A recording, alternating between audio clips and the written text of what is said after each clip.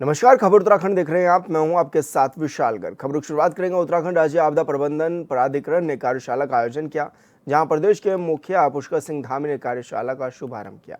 कार्यशाला में मानसून 2025 की तैयारियों पर मंथन किया जाएगा, जिसका उद्देश्य मानसून से पहले सभी संबंधित विभागों को सजग, सतर्क और समन्वित करना है। वहीं सीएम धामी ने कार्यक्रम को संबोधित करते हुए कहा है कि बारिश के चलते वन अग्नि की घटनाओं में काफी ज्यादा कमी देखने को मिली है। उन्होंने कहा है कि मानसून सीजन के दौरान आने वाली आपदाओं से निपटने के लिए हमें तैयार रहना है।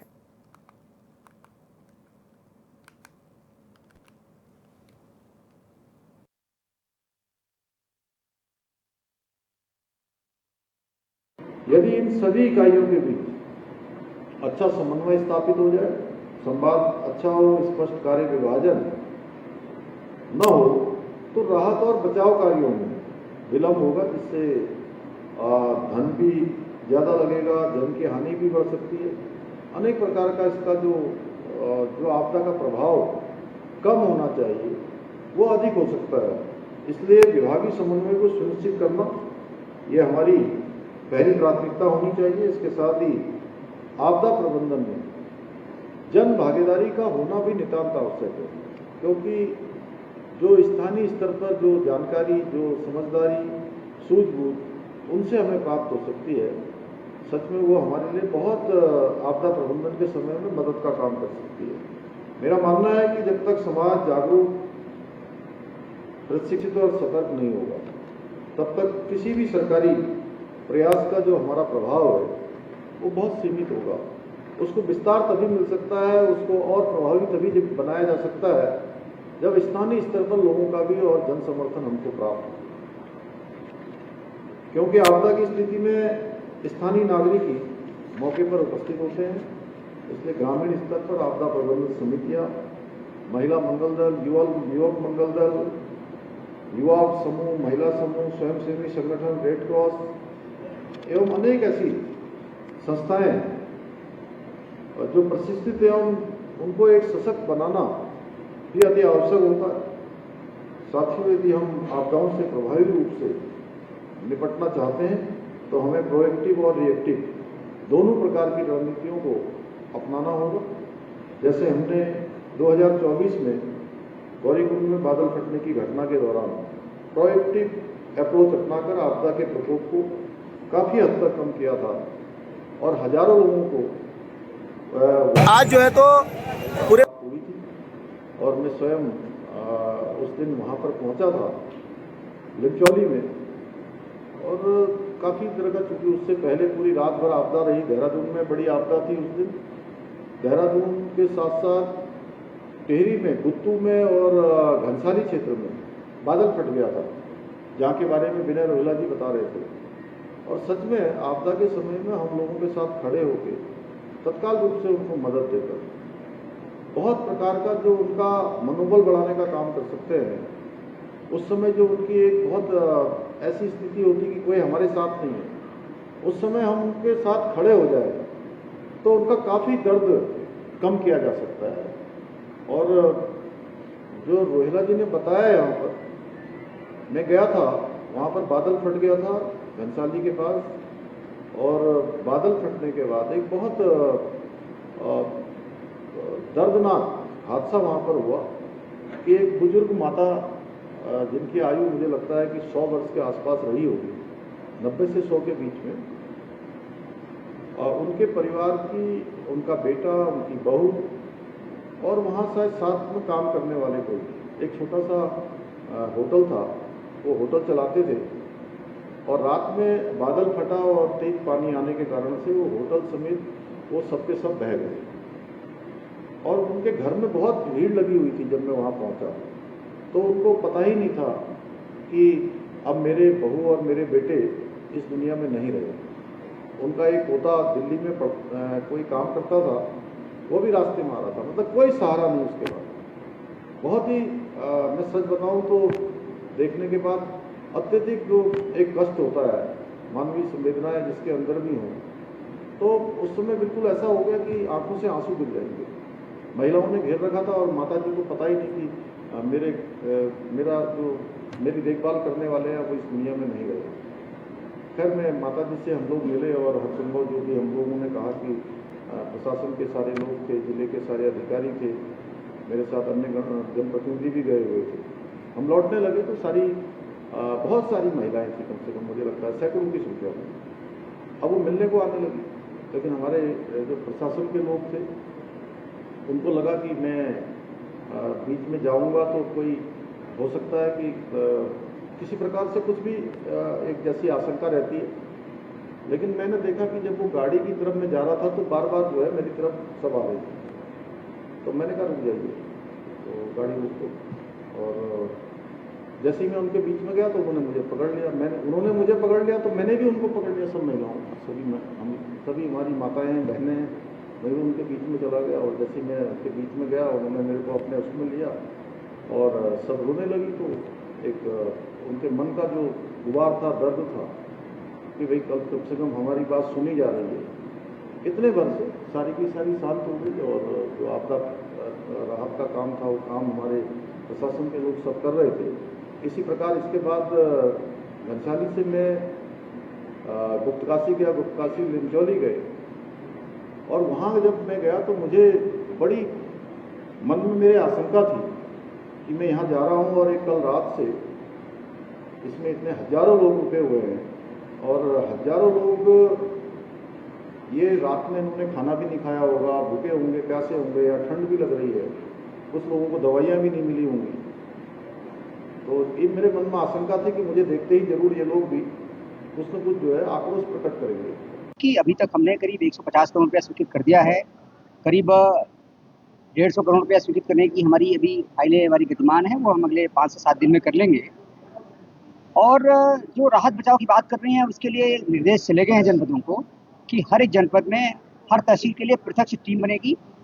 जब भी आपदा आएगी वो टीम अपने आप एक्टिवेट हो जाएगी। उस टीम में इंजीनियरिंग विभाग के लोग, लेखा के लोग, जिला प्रशासन के लोग, विकासखंड के लोग, ग्राम विकास के लोग, पीडब्ल्यूडी के, बिजली के, पानी के सब लोग रहेंगे। जहाँ भी आपदा आएगी टीम अपने आप जाके वहाँ पे सर्वे करेगी, क्या नुकसान हुआ देखेगी, जो आवश्यक सुविधाएं हैं उसको बहाल करेगी और बहाल करने के साथ साथ जो अहेतुक सहायता हम वितरित करते हैं उस अहेतुक सहायता वितरित करने के लिए रिपोर्ट बना के लाएगी और पैसे सेंक्शन करा के विदिन 2-3 डेज सबको बांटेगी। इसका नमूना बताना चाहूँगा कि पिछली बार करीब 21,000 लोग प्रभावित थे उधम सिंह नगर में। 1 सप्ताह के भीतर हम लोगों ने अहेतुक सहायता 21,000 लोगों को इसी मॉडल के आधार पर आके वितरित किया था। उसमें बिल्कुल विलम्ब नहीं होगा, इसको इंश्योर करें। प्रदेश सरकार भराड़ीसैंण में अंतर्राष्ट्रीय योग दिवस के अवसर पर कार्यक्रम आयोजित करने जा रही है, जिस पर कटाक्ष करते हुए उत्तराखंड कांग्रेस के प्रदेश उपाध्यक्ष सूर्यकांत धस्माना ने कहा है कि उत्तराखंड देवभूमि है, यहाँ सब योग करते हैं। सरकार को कैबिनेट में ऐसे फैसले लेने चाहिए जिसमें बेरोजगार कम हो और महंगाई से त्रस्त जनता को राहत मिले। उन्होंने कहा है कि धरातल में ऐसा कोई फैसला नहीं देखने को आता है जिससे प्रदेश में क्रांतिकारी परिवर्तन हुआ हो।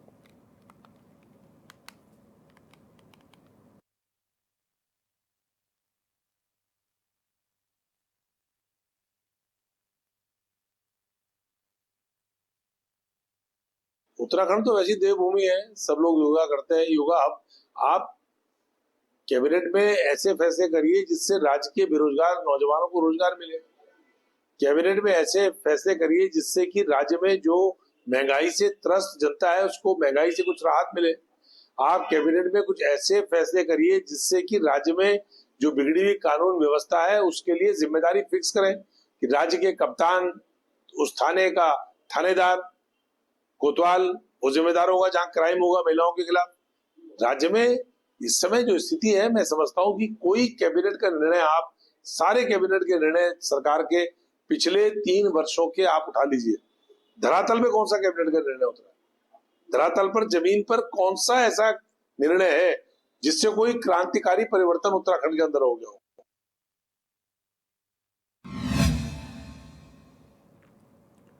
समाजवादी पार्टी के वरिष्ठ नेता और राष्ट्रीय सचिव एसएन सचान ने एचएनएन संवाददाता से खास बातचीत कर आगामी पंचायत और विधानसभा चुनाव की तैयारी के बारे में बताया। उन्होंने कहा है कि राष्ट्रीय अध्यक्ष अखिलेश यादव के नेतृत्व में पार्टी प्रदेश में एक मजबूत विकल्प के रूप में खड़ी हुई है।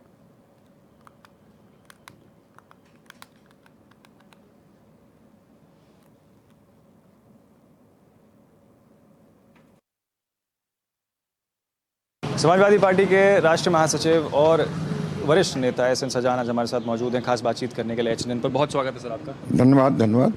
पहला सवाल तो सर मेरा आपसे यही है कि देखिए 27 का चुनाव जो है प्रदेश के अंदर आ रहा है और साथ ही पंचायती चुनाव जो है उसको भी कराने की सरकार बात कर रही है एक तरफ। ऐसे में आप लोगों की जो पार्टी है उसकी कार्यप्रणाली कहीं ना कहीं भंग है अभी। ऐसे में आप किस तरीके से चुनावों की तरफ आगे बढ़ रहे हैं? देखिए, अभी जितने भी हमारे पूर्व जिलाध्यक्ष हैं, पूर्व प्रदेश कार्यकारिणी के सदस्य हैं, फ्रंटल संगठनों के जो हमारे प्रदेश अध्यक्ष और उनके मेंबर हैं, उनको मैंने स्वयं निर्देशित किया है कि वो अपने अपने क्षेत्रों में काम करते रहें। और माननीय राष्ट्रीय अध्यक्ष जी इसी जून के मध्य तक या 20 जून तक प्रदेश अध्यक्ष की घोषणा कर देंगे और उसके बाद इसी जून में पूरी कार्यकारिणी बन करके, क्योंकि हमारा संगठन तैयार है, केवल उनके डिजिग्नेशन नहीं है, वो पूर्व के रूप में काम कर रहे हैं, तो मैं समझता हूं कि हमको कोई दिक्कत नहीं आएगी और हम पूरी मुस्तैदी के साथ समाजवादी पार्टी उत्तराखंड आगे बढ़ाएंगे। और बहुत ही जल्दी कुछ उत्तराखंड के ऐसे लोग जो राजनीति में माने रखते हैं वो भी समाजवादी पार्टी का माननीय राष्ट्रीय अध्यक्ष जी के आह्वान पर वो एक विकल्प के रूप में समाजवादी पार्टी का हाथ थामेंगे और उत्तराखंड में समाजवादी पार्टी को एक नई दिशा देंगे। सर अभी प्रदेश के अंदर बात करी जाए, सबसे मुख्य अगर कोई विपक्ष माना जाता है तो वो कांग्रेस माना जाता है। आपको लग रहा है ऐसे में जब आपके नए प्रदेश अध्यक्ष चुने जाएंगे तो उसमें समाजवादी पार्टी की जो एक भूमिका है बतौर अभी जो फिलहाल विपक्ष के नाते है उसमें कितना इजाफा देखने को मिल सकता है? कितनी मजबूत समाजवादी पार्टी और होते हुए नजर आएगी? देखिए, इन बीजेपी ने और कांग्रेस ने 25 साल उत्तराखंड को इन दोनों दलों ने राज किया है और जब दोनों दलों ने राज किया है तो पलायन कैसे बढ़ गया। यहाँ पर जो बेरोजगारी दर है पूरे देश के बेरोजगारी दर से सब अधिक है, सबसे ज़्यादा अधिक है। 22.5% बेरोजगारी दर उत्तराखंड में। और इनके पास कांग्रेस और भारतीय जनता पार्टी के पास कोई विजन नहीं रहा। इनके पास ये भी विजन नहीं रहा कि पर्वतीय क्षेत्रों में मिनी सिडकुल खोल करके किस तरीके से रोजगार वहाँ उनके मुहैया कराया जाए, लोगों को कुछ ऐसी व्यवस्था किया जाए कि पलायन रुके।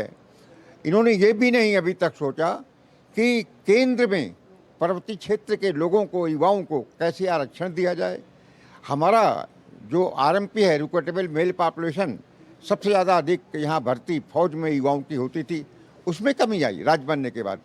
यहाँ की सरकारों ने कभी ये नहीं उठाया कि हमको, चूँकि आरएमपी में कमी आई है कोटे में, तो हमको एक स्पेशल भर्ती अभियान उत्तराखंड में चलाया जाए। यहाँ पर 71% वन है। अगर 71% वन है तो हमको एक ग्रीन बोनस भी दिया जाए। डबल इंजन की सरकारें कांग्रेस और बीजेपी करेंगे तो ये पूरी तरीके से अब जनता इन दोनों दलों से ऊब चुकी है और विकल्प तलाश रही है। और उस विकल्प के रूप में अगर पहला नंबर किसी का आता है वो समाजवादी पार्टी का आता है, क्योंकि राज्य की संवैधानिक बुनियाद समाजवादी पार्टी ने डाली थी। और हम तो कांग्रेस और बीजेपी, इन लोगों ने वास्तविक रूप से इस प्रदेश को भ्रष्टाचार का मिनी प्रयोगशाला बना दिया। जब खंडूरी जी थे तो तिवारी जी के समय के भ्रष्टाचार के लिए उन्होंने एक समिति बनाई थी, उसका नाम था, एक आयोग गठित किया था। उसके बाद जब बहुगुणा जी आए थे तो उन्होंने त्रिपाठी आयोग बनाया था खंडूरी के समय के, लेकिन वो सब आयोगों की रिपोर्ट ठंडे बस्ते में पड़ी हुई है। तो बेसिकली ये जो दोनों दल पूरी तरीके से ये ब्यूरोक्रेसी के चंगुल में फंसे रहे, कुछ नहीं हुआ। जो तिवारी जी का एक कार्यकाल ऐसा था जिसमें सिडकुल आए और वो भी सिडकुल देहरादून, हरिद्वार और उधमसिंहगढ़ में आए। पर्वतीय क्षेत्र की तरफ उन्होंने भी किया, वहाँ पर मिनी सिडकुल खोले जाने चाहिए थे। हर जिले में अगर एक मिनी सिडकुल होता तो वहाँ के युवाओं को रोजगार मिलता। मैं समझता हूँ कि समाजवादी पार्टी चूँकि सामाजिक न्याय और युवाओं के कल्याण के लिए पूरी तरीके से कृत संकल्पित है, तो समाजवादी पार्टी एक विकल्प बनेगी। और दूसरा, पूरे नॉर्थ इंडिया में समाजवादी पार्टी के राष्ट्रीय अध्यक्ष माननीय अखिलेश यादव जी का जो चेहरा है और वो पूरे नॉर्थ इंडिया में सबसे बड़े नेता के रूप में उभर रहे हैं, यहाँ की जनता, यहाँ के लोग चाहते हैं कि समाजवादी पार्टी के राष्ट्रीय अध्यक्ष माननीय अखिलेश यादव जी यहाँ आकर के और यहाँ की जनता को संबोधित करें, क्योंकि लोग जुड़ना चाहते हैं और बहुत ही शीघ्र उनका ये दौरा होगा और मैं समझता हूँ कि समाजवादी पार्टी विकल्प बनेगी। बहुत शुक्रिया आपका। देखिए, आप सुन रहे थे एस एन सचान, जो महासचिव और वरिष्ठ नेता हैं समाजवादी पार्टी के। उन्होंने साफ तौर पे कहा है कि देखिए, एक मजबूत विकल्प के रूप पे जो है उत्तराखंड के अंदर जो है समाजवादी पार्टी आगे आने वाले चुनावों में देखने को मिल सकती है। कैमरा पर्सन तिलक शर्मा के साथ समृद्ध मिश्रा, देहरादून, SNN 24/7 के लिए। पूर्व Indian hockey player Vandana Kataria के नाम पर हरिद्वार के रोशनाबाद में बने हुए स्टेडियम का नाम बदले जाने के नाम पर चल रहे विवाद पर खुद वंदना कटारिया ने विराम लगा दिया है। शुक्रवार को मुख्यमंत्री पुष्कर सिंह धामी से मुलाकात करने के बाद शनिवार को वंदना कटारिया ने बीजेपी नेताओं के साथ हरिद्वार प्रेस क्लब पहुंचकर प्रेस कॉन्फ्रेंस की। वंदना कटारिया ने स्पष्ट किया है कि मुख्यमंत्री से हुई मुलाकात में उन्हें आश्वासन मिला है कि स्टेडियम का नाम नहीं बदला जाएगा और उन्हीं के नाम पर रहेगा। बता दें कि इस मामले में कांग्रेस भी लगातार सवाल उठा रही थी और स्टेडियम पर धरना दे रही थी।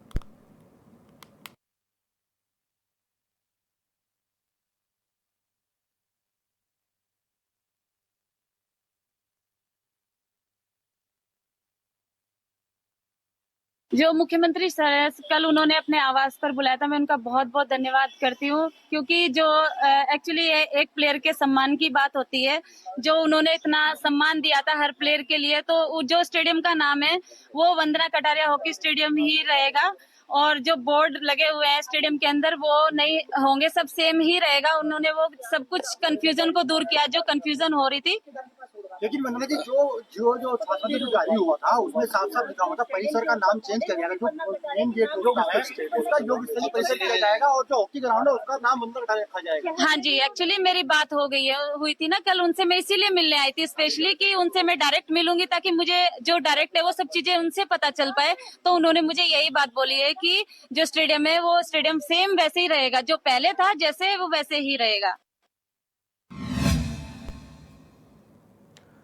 हाल ही में देहरादून के चूना भट्टा क्रॉसिंग इलाके में चल रही वक्फ बोर्ड की कार्रवाई पर उत्तराखंड SC कांग्रेस के अध्यक्ष मदन लाल ने कहा है कि वक्फ बोर्ड बताए कि अगर वो बस्तियां अवैध थी तो वक्फ उसका नियमित किराया किस हैसियत से ले रहा था। उन्होंने कहा है कि वक्फ एक ऑटोनोमस बॉडी है, फिर भी सरकार को खुश करने के लिए वक्फ बोर्ड बार बार ऐसे काम कर रहा है।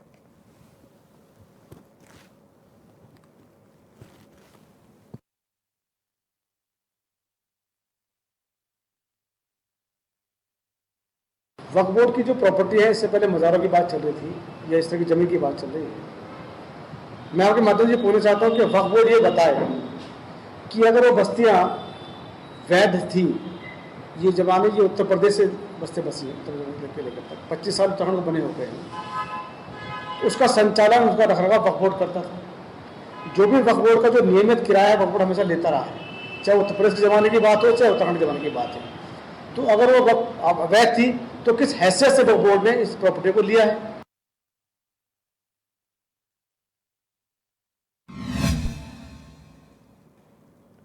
कोरोना वायरस ने भारत में एक बार फिर दस्तक दे दी है। सैकड़ों की संख्या में लोगों में कोरोना के लक्षण पाए गए हैं।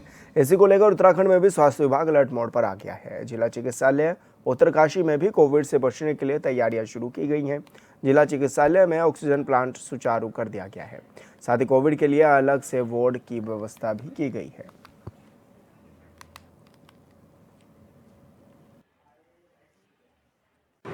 स्टेट गवर्नमेंट और हेल्थ सेक्रेटरी द्वारा जो है कोविड की एडवाइजरी जो जारी की गई है उसके अनुपालन में जो है हमने कोविड लैब तैयार कर ली है।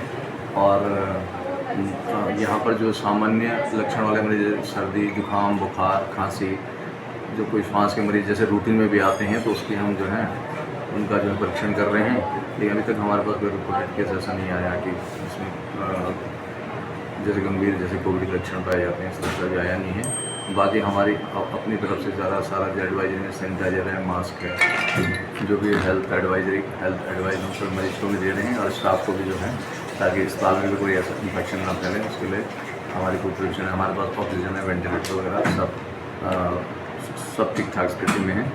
ऑक्सीजन सप्लाई 24 घंटे हैं। बाकी अन्य जाँच की सुविधाएँ भी, लैब हो गया, एक्सरे, CT, और सब ठीक ठाक। इसके पास हमारे पास डॉक्टर्स की टीम है, पैरामेडिकल स्टाफ की टीम है, हमारे पास ऑक्सीजन कंसनट्रेटर भी है हमारे पास, जो 200 LPM का जो है अपना ऑक्सीजन जनरेशन प्लांट भी है, और हमारे पास jumbo cylinder T type cylinder भी हैं, और बाकी हमें ICU भी है, CCU भी है, इमरजेंसी में सारी जो है हमारी जितनी जो है। कोविड के मामले एक बार फिर से पैर पसारने लगे हैं, जिसको लेकर उत्तराखंड में स्वास्थ्य विभाग अलर्ट मोड पर है। स्वास्थ्य विभाग की तैयारियों की जानकारी देते हुए DG हेल्थ कार्यवाहक सुनीता टमटा ने बताया है कि देश के साथ साथ उत्तराखंड में भी कोविड के मामले आए हैं। प्रदेश में गतिमान चारधाम यात्रा के दृष्टिगत स्वास्थ्य की तैयारियों को लेकर स्वास्थ्य मंत्री और स्वास्थ्य सचिव द्वारा निर्देश भी जारी किए गए हैं।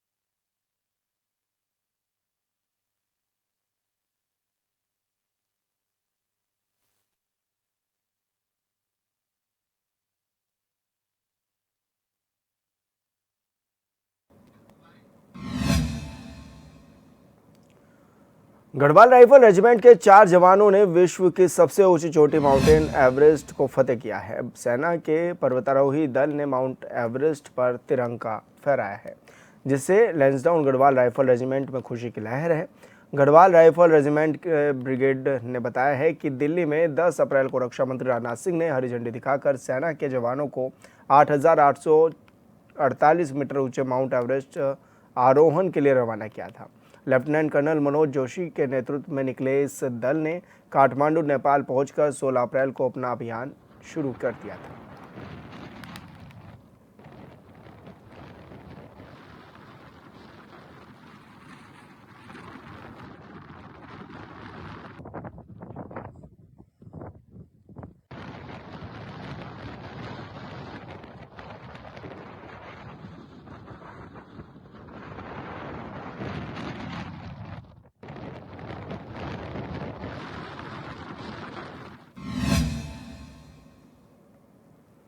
बीते बरसात पिंडर नदी में जमे मलबे के निस्तारीकरण के लिए आमजन की सहूलियत को देखते हुए सिंचाई विभाग द्वारा चैनलाइजेशन का कार्य कर पिंडर नदी में जमा खनिजों को नदी के दोनों किनारे पर लगाने के बाद अब खनिज विभाग ने इस मामले के उठान के लिए पट्टे जारी किए थे, लेकिन नदी के दूसरे छोर पर पानी अधिक होने के कारण मलबे का निस्तारीकरण नहीं हो सका है। स्थानीय जनप्रतिनिधियों की शिकायत पर शनिवार को उप जिलाधिकारी थराली पंकज भट्ट, जिला खान अधिकारी अंकित चंद और तहसील प्रशासन के साथ ही सिंचाई विभाग के साथ पिंडर नदी का संयुक्त निरीक्षण किया गया। संयुक्त निरीक्षण के दौरान जिला खान अधिकारी अंकित चंद ने पट्टाधारकों को बरसात पूर्व पिंडर नदी में जमा मलबे के निस्तारण के निर्देश भी दिए हैं।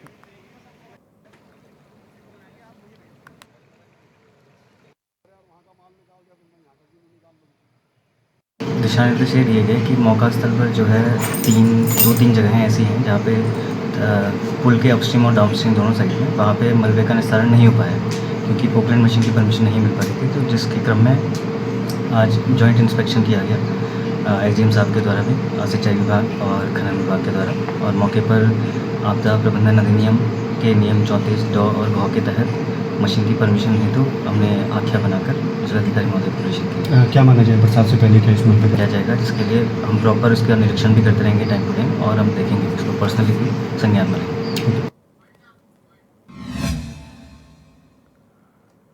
और खबर उत्तराखंड में मेरे साथ इतना ही। आप देखते रहिए चैनल 24/7। नमस्कार।